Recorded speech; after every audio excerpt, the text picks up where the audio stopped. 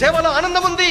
అందుకే దైవజనుడు భగత్ సింగ్ గారు తనకున్నటువంటి సమస్తాన్ని విడిచిపెట్టాడు. జమీందార్ చిన్నోడు అనుకుంటున్నారా? భగత్ సింగ్ గారు అంటే first Indian engineer, dual degree కలిగిన ఇంజనీర్. ఆయన మొదటిది అగ్రికల్చర్ ఇంజనీరింగ్, 2 మెకానికల్ ఇంజనీరింగ్, మొట్టమొదటి ఇండియన్ ఫారిన్ రిటర్న్. అది కూడా భారతదేశం కాదు, విదేశాల్లో చదువుకున్నాడు. అక్కడ దర్శించాడు.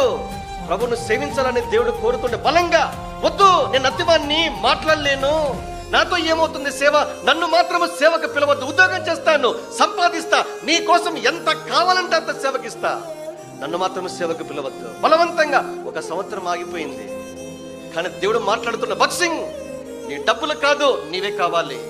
లోపడ్డాడు. అక్కడి నుంచి విదేశాల నుంచి భారతదేశానికి వచ్చేటప్పుడే తను సంపాదించుకున్న డిగ్రీస్ నుంచి ఇచ్చేసాడు. ఆశ్చర్యమా? ఈ సాక్ష్యం ఎంతో మందిని ప్రభావితం చేసింది. ఎంఏ ఇంగ్లీష్ లిటరేచర్ చదువుకున్న థియోడార్ విలియమ్స్.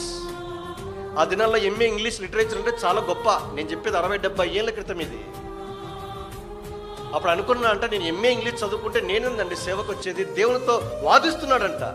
భగత్ సింగ్ గారు చిన్న సాక్ష్యం, చెప్పన సఖ్యం మహిమాక్తిమ తీసుకున్నాడు, చదివాడరే ఈయన నాకంటే 2 డిగ్రీలు ఫారిన్ రిటర్న్, ఫారిన్ లో చదువుకున్నాడు, ఈయననే చించి వస్తే నేనేంది గొప్ప అని అప్పుడు ఫుల్ టైం సర్వీస్కి అప్పగించుకున్నాడు. ఒక మనుషుని ఆసక్తి అనేకులు ప్రేరేపించింది. తమను తామే నూతనంగా ప్రభుకు అర్పించుకున్నారు. అందుకే ఈ జీవిత యాత్రలో ప్రభును సేవించడం అన్నది ఘనత. అది ప్రభు ఏ పరిమాణంలో ఏ మోతాదులో నువ్వు సేవించాలో దేవుడు నడిపిస్తాడు. నువ్వు సంపూర్ణ కాల సేవకునిగా సేవలో పరిపూర్ణం కావాలంటే అలాగూ నడిపిస్తాడు. నాలాంటి వానిగా నిన్ను సిద్ధపరచాలనుకుంటే అలాగూ సిద్ధపరుస్తాడు. ఇది నాన్న సేవలో ఆనందం ఉంది, సంతోషం ఉంది. అలాంటి సేవ కొరకు దేవుడు నిన్ను పిలుస్తూ ఉంటే నిర్ధారించుకోవడానికి ఇది చక్కటి సంగతి, చక్కటి సందర్భం. ఎప్పుడు ఎదురాడద్దు, ప్రభుకు లోబడు, అద్భుతంగా నీ సంతోషం అధికం చేస్తుంది.